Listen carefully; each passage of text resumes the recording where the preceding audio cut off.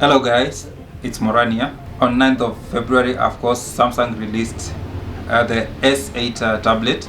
They released the S22 series, their product, of course, something that I already anticipated for. Everybody actually was anticipating for. That was the first major tech event that has happened in 2022. There is a video that I did on that, though I uploaded it past 9.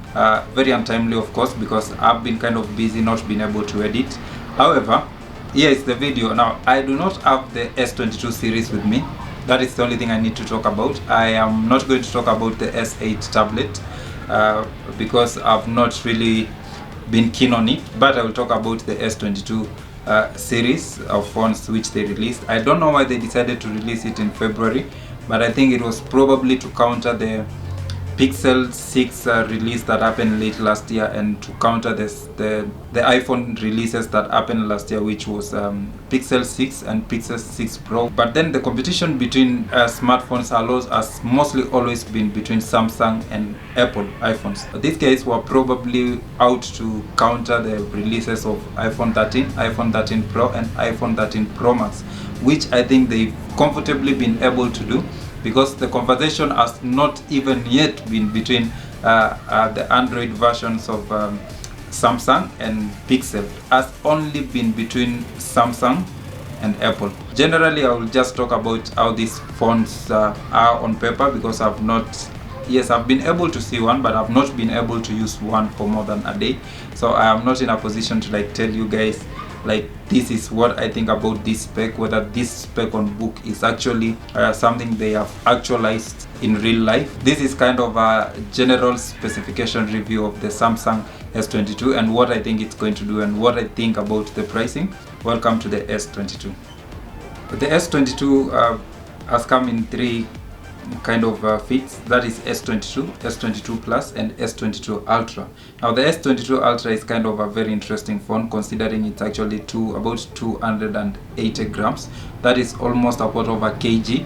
That's quite heavy, considering that it's a smartphone, a cell phone that you're supposed to be carrying every day, everywhere with you, including the toilet. It's kind of, for me, I consider that kind of heavy, but I plan to do a whole video on the S22 Ultra, which comes with a stylus, of course, and not pen.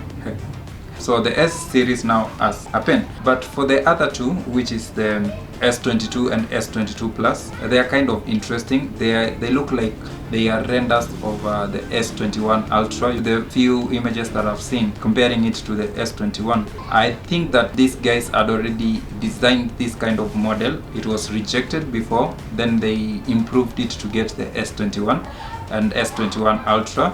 Then that was accepted, it was released as S21. Then now they wanted to counter the iPhone releases and decided, let's look at what we've had before. On looking at what they've had before and something that looks kind of a bit different, because let's face it, the iPhone managed to release something just slightly different from what they had released with the iPhone 12, which I actually got a few days ago. They went for that, but this time round it's not a glass plastic back, it's actually a glass back. It's actually the S22 has 6.1 dynamic AMOLED display of 120 Hz refresh rate, dynamic AMOLED 120 Hz refresh rate. Kind of interesting, because also at the same time they're saying the screens are not, you are not able to just go and pick and keep it at a constant refresh rate. It's going to auto detect the refresh rate that it's going to use for that specific. You are not going to be able to change the refresh rate according to what you think you want or anything. It's going to auto detect it for you.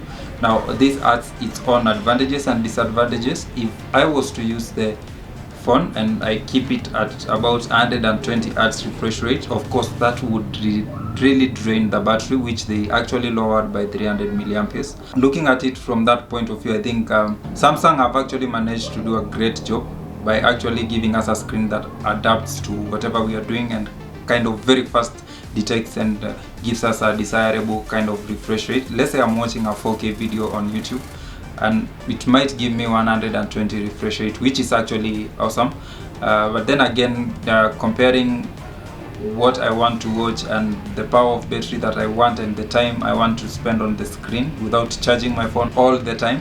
120 Hz refresh rate for a battery that is 300 and almost 3700 milliamperes is not a good idea. However, they gave us 6.8 inches on the S22 Ultra, which is extreme because that is the phone that is actually given the biggest battery, but at the same time it's not that big because it's only 5000 milliamperes. I think they did amazing with the screen because these are guys who are known majorly for producing amazing screens with the TVs, with the phones, even selling to bigger companies the screens that they use on their phones, including their major competitors. So I think for the screen they did an awesome job. The pixels are 1080 by 2340 for both the S22 and the S22 Plus. But for the S22 Ultra, they have given us 1440 by 3088 pixel for the S22 Ultra, which is humongous coming from the S22 Plus. And I think that's quite awesome, which will actually make a very big difference for people when they are about to buy the S22 Plus or the S22 Ultra. They've done a good job with the display. I hope that this is not just on paper, that it will also apply in real life when people are actually using these phones. Some of the parts that really unify the S22 Galaxy series is the chipset. Currently in the world, people are really cautious about the chipset that they get for their phones because of overheating, performance of the camera, the general performance of the phone, how fast the phone is, how it utilizes the RAM.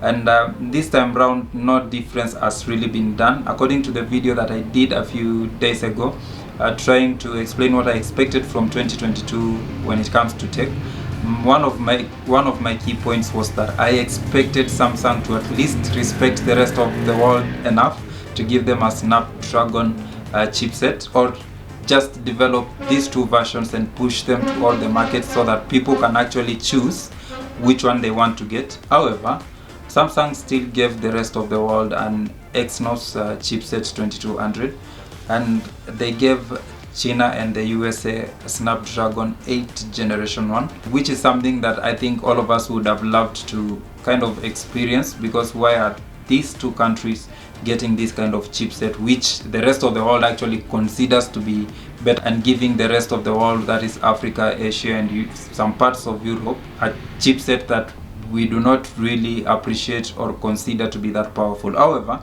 I have personally used an Exynos 2100 on my Samsung Galaxy S51, which never really underperformed. It's been awesome, but the notion that any other chipset apart from Snapdragon performs better should have warranted Samsung to push a Snapdragon version of all these phones to the rest of the world so that we get to choose.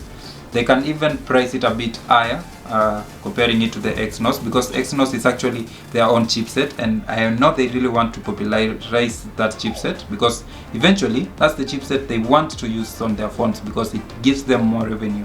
However, it would have really been nice if I had a choice to choose whether I want a Snapdragon or I want an Exynos phone, but I do not have that choice. We get so many people asking whether that phone is actually available in Kenya, the Snapdragon. Some are even willing to pay much more to get the Snapdragon version, so they end up buying these phones from China, from the USA, and not locally as it's supposed to be, because different phones, different versions are created and pushed to different countries for specific reasons.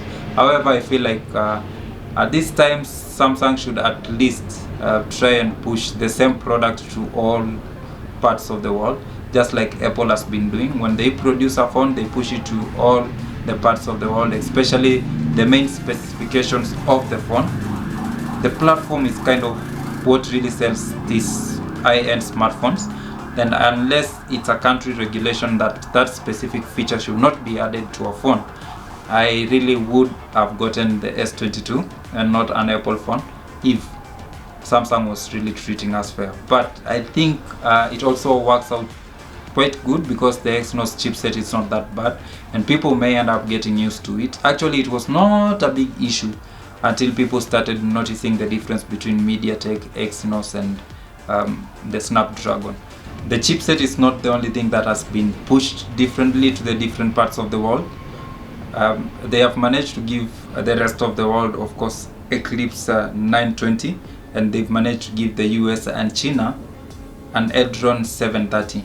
Now this is also different, probably in terminologies, because I've not used this phone, but we are used to Edron, of course. So why are we getting an Eclipse? I've not used a phone that has an Eclipse GPU. I hope that the performance is actually going to be awesome, because I intend to get this phone and use it for a while, because it's not a phone that I intend to keep, but I would keep this phone for it to be able to, for me to be able to experience the Android kind of ecosystem as I experience the Apple ecosystem too. I think they should have pushed, yes, these different versions to all parts of the world and give us an opportunity to choose. Doesn't matter the price difference, people are still going to buy the phones that they actually want. At the moment, they are going to ship these phones, and the more they are pushed to actually go and import these phones at extra cost, it's the more that Samsung is actually pushing their customers to OnePlus, to Xiaomi, to so many other phones out here that are doing a bit better when it comes to taking care of their customers. Let's get to the most interesting part. I believe that you guys have already seen comparison of photos taken using the iPhone 13 Pro Max and the S22 Ultra. It's so clear that the S22 Ultra is getting something right that the iPhone 13 Pro Max has not been able to. These are the specifications that the S22 series come with. For the S22 and S22 Plus, it comes with 50 megapixel wide camera, 10 megapixel telephoto, and 12 megapixel ultra camera. These cameras have so many other more specs, the aperture and everything, that they contribute to make it quite awesome, because we've seen phones that are a bit more cheaper.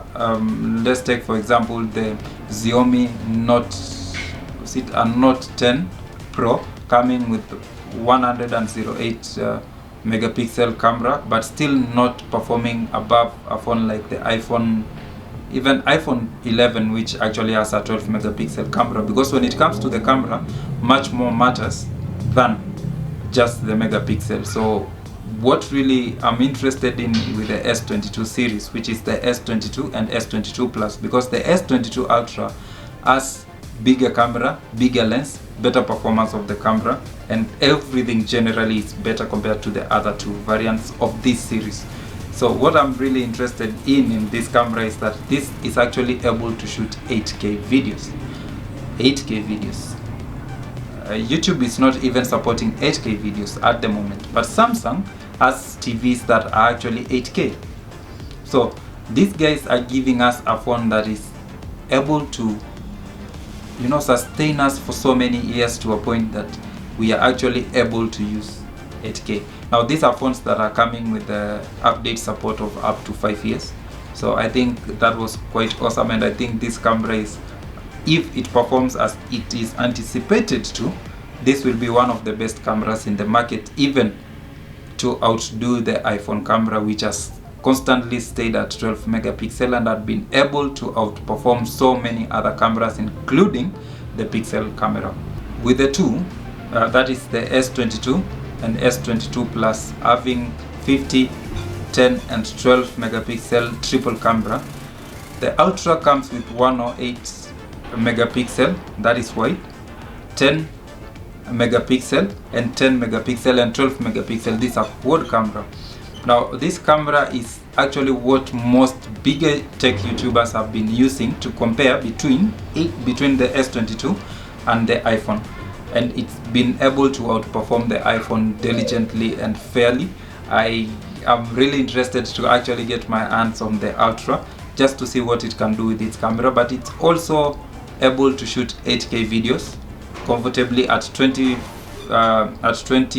30 and 60 frames per second. This will give you so much space for your editing, and I think that is quite awesome, and they've really managed to pull it off with the camera. We may complain about so much other specs of the phone, but I think they did awesome with the camera, and the camera is something that will make somebody go for the phone. But then we also need to look at the point where most people are actually getting mirrorless digital cameras. because at the moment you are able to connect with your digital camera instantly when you take a photo and transfer the photo from the camera to your phone and share it on social media. Some cameras are coming, they're so extreme to a point that you can even filter for social media before you even upload. So it's just you transferring the photo or the video and posting it on social media immediately. At some point, of course, the phone camera may become obsolete because the lens is actually going to be limited because of the space and the limitation of how big a smartphone can be. But I think the S22 has quite given us something that will rival the digital cameras that we are forced to carry around to take quality videos and pictures. Comparing the S22 to the S21 series, Samsung has taken 300 milliamperes from the battery generally across the series. The S22 comes with about 3,700 milliamperes for the S22, about 4,500 milliamperes for the S22 Plus, and 5,000 milliamperes for the S22 Ultra. The argument is that it's going to take about 8 hours of screen time before the phone goes off, and that the screen has been optimized to actually lower the battery consumption when you're using it. However, claims have been that the S22 cannot even go past 5 hours of on screen watching YouTube, just using the normal apps. Even when you're playing games, it actually cannot go past 3 hours. The S22 Ultra has been able to sustain up to 7 hours because of its 5,000 milliamperes. However, what I like about the three is that the S22 comes with the 25 watt fast charging, and also wireless charging and reverse charging of 4.5 watts. That's across the series. The reverse charging, of course, it's across the series. The three of them have 4.5 watts reverse charging. The S22 Plus has 45 watts of fast charging, as well as the S22 Ultra. So that's basically it about the phone. I think the body it's awesome, though I would still consider the S21 Ultra to be better designed, more noticeable, apart from the S22 Ultra, which kind of looks very different from the other two, that is S22 and S22 Plus. I think they nailed it with the design, and I think they should have actually used this design for S21 and waited to use the S21 design for S22. However, let bygone be bygones, it's already done. I hope that with the S23 they give us something quite a bit different, just for us to be able to enjoy. So I hope to get this phone very soon, because I have a budget for these phones for review. That is all I had on the S21, and I hope that you guys like, comment and share this video with your friends. Let's grow this channel. So guys, thank you so much. I love you. Enjoy your week.